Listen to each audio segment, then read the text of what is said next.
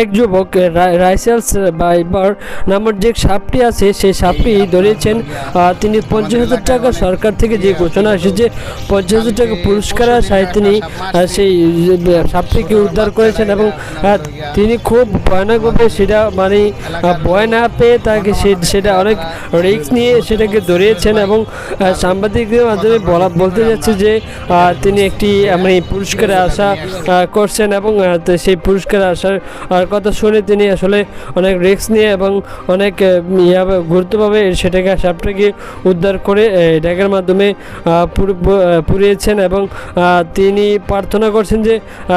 তাকে যেন পুরস্কার দেওয়া হয় এবং সরকারের বিধি নিষেধ করে চাঁদপুরে দেখা যাচ্ছে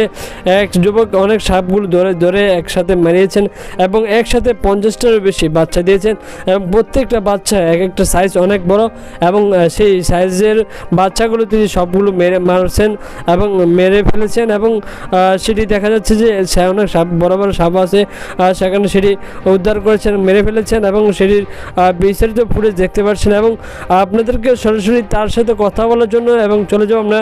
তার সাথে কথা বলবো জেনে তিনি কেন এই সাপটাকে ধরেছেন এবং এত রিস্কের মাধ্যমে সাপটাকে কেন ধরেছেন এবং কোন আশাতে সাপটি ধরে দিয়েছেন সেটি তার মুখ থেকে বক্তব্য শুনুন।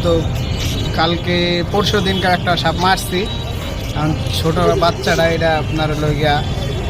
আমাদের এলাকার হলো গণ্যমান্য ব্যক্তিরা তারা ধরতে বলছে জুয়েল ভাই, তার কথার উপর ভিত্তি করে আমরা এটাতে ধরছি ধরে ক্লাবে নিয়ে আসছি। সামনে হাত দিয়ে ধরা হয়েছে আপনার হলো গিয়া সামনে একটা ইয়ার মতন দিয়ে আপনার তোয়ালের মতন ফেলে দিয়ে পরে টান দিয়ে ল্যাঞ্জা ধরে পাতলের ভিতরে ভরে ফেলছে। আপনি কি জানেন যে এইটাই বয়স্ক সাপ আর এই ছোট সাপ এই দুই সাপেরই বিষ একই রকম? জি জি, এটা তো আপনার মৃত্যুরও একটা ঝুঁকি হইতো। জি ওই যে তোয়ালেটা দিয়ে নিচ্ছি। আপনি কি এই যে 50,000 টাকা পাবো এই চিন্তা করে কি এই সাপটা তাজা ধরার চিন্তা করছেন? জি না জি না, আপনার হলো গিয়ে আপনার জুয়েল ভাই নির্দেশনা অনুযায়ী হলো গিয়ে আপনার হলো গিয়ে এটা ধরছে যে মানে আপনার ফরিদপুরের নেতাকর্মীরা এরা পুরস্কৃত করবে, এরপর ভিত্তি করে আর কি আমি সবটা রিস্ক নিয়ে ধরছি।